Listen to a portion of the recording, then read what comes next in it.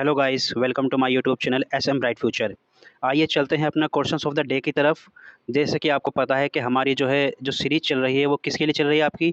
एक तो आपकी सी टेट के लिए और आपकी यूपी टेट के लिए। यूपी टेट के लिए चल रही है और आपकी चल रही है बिहार के लिए। जो बिहार टेट आपका होने वाला है, कौन सा बिहार टेट होने वाला है? 5.0। तो इसमें जितने भी हमारे जो प्रीवियस ईयर के जो क्वेश्चंस पेपर हैं, जितने भी आपके आए हुए हैं क्वेश्चंस, उससे रिलेटेड हम इसके अंदर क्वेश्चंस जो है क्या कर रहे हैं, वो ऐड ऑन कर रहे हैं, ताकि जो है आप कंपटीशन एग्ज़ाम की जब तैयारी करो तो आपके सारे क्वेश्चंस जो है आपके वो माइंड में आ जाएँ और रिकॉल आपके होते रहें। तो हम क्वेश्चन से रिलेटेड जो है आपके बात करें, क्वेश्चन से रिलेटेड आपके फैक्ट भी हम इसके अंदर ला रहे हैं, ताकि एक क्वेश्चन के साथ-साथ में आपके जितने भी फैक्ट हैं वो भी आपको पता चलता जाए। ठीक है, चलते हैं अपने क्वेश्चन ऑफ द डे की तरफ। पहला क्वेश्चन आपका क्या पूछ रहा है? निम्नलिखित में से हमारे देश में पाए जाने वाले 4 साँप ही ज़हरीले होते हैं। यानी अगर हम बात करें इंडिया की, तो हमारे देश के अंदर सिर्फ़ 4 साँप ही ऐसे हैं जो कि ज़हरीले होते हैं। अब वो कौन से साँप होते हैं? उन साँपों के आपने ऑप्शंस दे रखे हैं। अगर आपने ईवीएस की, अगर मैं बात करूँ ईवीएस की, आपने क्लास 5 की अगर बुक पढ़ी होगी, तो उसमें एक चैप्टर है आपका कहानी सपेरों की। कहानी सपेरों की, तो उसके अंदर ये चीज़ दी गई है। अगर आपने ईवीएस की 5वीं क्लास की बुक पढ़ी होगी, चैप्टर नंबर 2, तो उसके अंदर सांपों की कहानी और उसके बारे में, सांपों के बारे में बताया गया है। ठीक है, अब चलते हैं अपना देख लेते हैं। तो इसमें जो ऑप्शन दे रखे हैं आपके, पहला ऑप्शन दे रखा है किंग कोबरा है, रसल वाइपर है, ब्लैक माम्बा है या नाग है। तो आपके ये 4 पाए जाते हैं भारत के अंदर, या रसल वाइपर, ब्लैक माम्बा, नाग या करेत, ये 4 पाए जाते हैं। या फिर आपका नाग, करेत, ब्लैक माम्बा, अफाई या दुबई, ये पाए जाते हैं आपके, ये पाए जाते हैं। या फिर लास्ट ऑप्शन आपका दे रखा है नाग, दुबई, करेत या अफाई। तो आपका राइट आंसर क्या हो जाएगा इसके अंदर? अगर मैं बात करूँ राइट आंसर की, तो आपका हो जाएगा ये नाग वाला, ऑप्शन नंबर डी। नाग, दुबैया, करेत और अफाई, ये 4 आपके जो है सांप जो है आपके कहाँ पाए जाते हैं? ये आपके पाए जाते हैं इंडिया में। देखिए सबसे खतरनाक सांप जैसे कि यहाँ दिखा रखा है। आइए चलते हैं, अगर मैं आपकी लेके चलूँ जो आपकी ईवीएस की बुक है, उसके अंदर देखिए किस तरीके से दे रखा है इसको। ये रही आपकी ईवीएस की बुक का स्क्रीनशॉट। इसमें देखिए क्या दे रखा है आपको, हमारे देश में पाए जाने वाले सांपों में केवल 4 तरह के सांप ही जहरीले होते हैं। ये नाग कौन कौन से हैं? देखिए ये नाग कौन कौन से हैं, ये रहे नाग, करेत, दुबैया और अफाई। इसमें यहाँ भी ऑप्शन दे रखे हैं, ये रहे आपके, एक तो इधर रखा नाग, यहाँ दे रखा दुबैया, यहाँ दे रखा है करेत और यहाँ दे रखा आपका अफाई। 4 ऑप्शंस आपको यहाँ भी दे रखे हैं। चारों सांप ही जो है हमारे कहाँ हैं, जो पाए जाते हैं हमारे इंडिया के अंदर, सिर्फ यही जहरीले होते हैं और बाकी सांप इतने जहरीले नहीं होते। सांप जब किसी को काटता है तो उनके 2 खोखले ज़हर वाले दाँतों में उस व्यक्ति के शरीर में ज़हर चला जाता है। यानी कि अगर बात करूँ उसके दाँत कैसे होते हैं, खोखले होते हैं, यानी वो बिल्कुल उनके अंदर ज़हर भरा होता है, खोखले होते हैं। ठीक है, इस ज़हर से बचने का एक ही उपाय है। क्या उपाय है? जिस व्यक्ति को सांप ने काटा है उसे तुरंत ज़हर के असर को ख़त्म करने वाली दवाई सीरम, ये आपका क्वेश्चंस पूछा जाता है डीएसएसबी वगैरह में, सीटेट में, कि सांप के ज़हर को क्या ख़त्म करने वाली दवाई को क्या कहते हैं? सीरम बोलते हैं उसको। तो सीरम सांप के ज़हर से ही बनता है। देखिए सांप के ज़हर का तोड़ भी सांप के पास ही है, तो उसका ज़हर का तोड़ भी क्या किसके पास है? सांप के पास ही है। चलते हैं अपने नेक्स्ट क्वेश्चन की तरफ।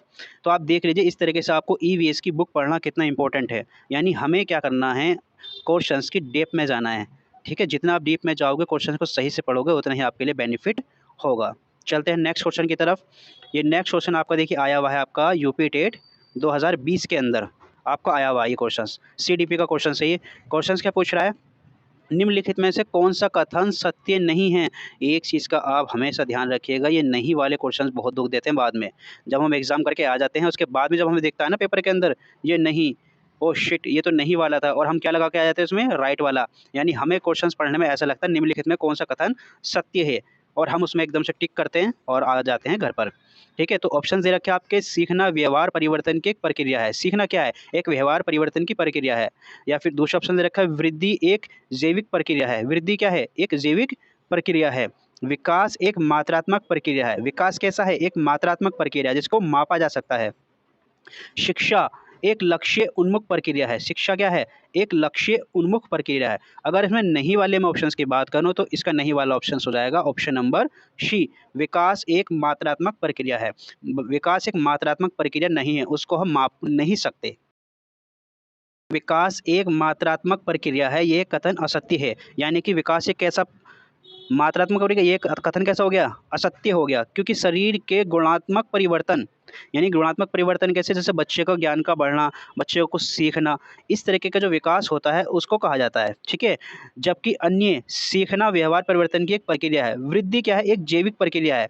शिक्षा एक लक्ष्य उन्मुख प्रक्रिया है। यह सभी सत्य हैं। यानी सीखना व्यवहार की प्रक्रिया है, वृद्धि एक जैविक प्रक्रिया है, और शिक्षा जो है लक्ष्य उन्मुख प्रक्रिया है। ये सभी सत्य हैं। चलते हैं नेक्स्ट क्वेश्चन की तरफ। नेक्स्ट क्वेश्चन में क्या है, निम्नलिखित में से कौन सी मिट्टी चाय बागानों के लिए उपयुक्त है, यानी चाय के बागानों के लिए सबसे बेहतर मिट्टी किसको माना जाता है। ऑप्शन दे रखा आपके, अम्लीय मिट्टी, क्षारीय मिट्टी, जलोढ़ मिट्टी, या इसको कछारी मिट्टी भी बोलते हैं, इसको कछारी मिट्टी भी कहते हैं, ठीक है। और या रेगूर मिट्टी, ये होता है रेगूर मिट्टी, ठीक है, रेगूर या काली मिट्टी, इसको रेगूर मिट्टी को काली मिट्टी भी कहा जाता है। तो अगर मैं बात करूँ चाय के बागानों के लिए, तो चाय के बागानों के लिए एक सबसे जो इम्पोर्टेंट उपयुक्त मिट्टी होती है वो होती है अम्लीय मिट्टी। कौन सी मिट्टी होती है, अम्लीय मिट्टी होती है। अच्छा, रेगूर मिट्टी को ही काली मिट्टी भी कहते हैं, और काली मिट्टी को कपास वाली मिट्टी भी कहते हैं, यानी काली कपास भी इसको बोलते हैं, काली कपास, क्या बोलते हैं इसको, काली कपास भी इसको मिट्टी को बोलते हैं, रेगूर मिट्टी या काली मिट्टी, ठीक है। अब देखते हैं, अगर चाय की बात अगर आ जाए तो चाय के लिए सबसे ज़्यादा फेमस क्या है आपका, दार्जिलिंग, क्या है आपका, दार्जिलिंग है। अब देखिए, चाय एक उष्ण एवं उपोष्ण कटिबंधीय पौधा है। इसके उत्पादन के लिए 25 से 30 डिग्री सेल्सियस तापमान होता है। कितना इसको तापमान चाहिए, 25 से 30 डिग्री सेल्सियस तक तापमान होना चाहिए, और 20 से 25 सेंटीमीटर, सॉरी 20 से कह रहा हूँ, 200 से 250 सेंटीमीटर वार्षिक वर्षा आवश्यक है। इसकी कृषि के लिए गहरी, सुप्रवाहित, अम्लीय और उर्वर मिट्टी की आवश्यकता होती है, जिसमें क्या क्या पाया जाए, फास्फोरस, पोटास, लोहास, ह्यूमस पर्याप्त मात्रा में होनी चाहिए। अब देखिए, दार्जिलिंग की मैं बात करूं अगर इसमें दार्जिलिंग की, तो दार्जिलिंग एवं नीलगिरी की पहाड़ियाँ अपने चाय बागानों के लिए प्रसिद्ध है। कौन कौन सी, दार्जिलिंग और नीलगिरी की पहाड़ियाँ इसके लिए प्रसिद्ध हैं। अब नेक्स्ट क्वेश्चन की तरफ चलते हैं। देखिए, नेक्स्ट क्वेश्चन आपका पूछा गया है डीएसएसबी में, डीएसएसबी 2017 में ये क्वेश्चन पूछा गया है, ठीक है। क्वेश्चन क्या आपका, select the meaning of the giving idioms and phrase, idioms and phrase. तो इसमें जो इडियम्स एंड फ्रेज दिया गया है, तो इसकी क्या मीनिंग क्या है, हमें देखने की इसकी सही मीनिंग क्या होगी। देखिए, इडियम फ्रेज क्या दिया है, by the skin of one's teeth, by the skin of one's teeth. तो इसमें इसका मतलब होता है by the skin of one's teeth का मुश्किल से, क्या मतलब होता है इसका, मुश्किल से, मुश्किल से। तो अब इसमें ऑप्शन दे रखे हैं, जस्ट इन टाइम, हार्डली, बेयरली, या स्पीडली।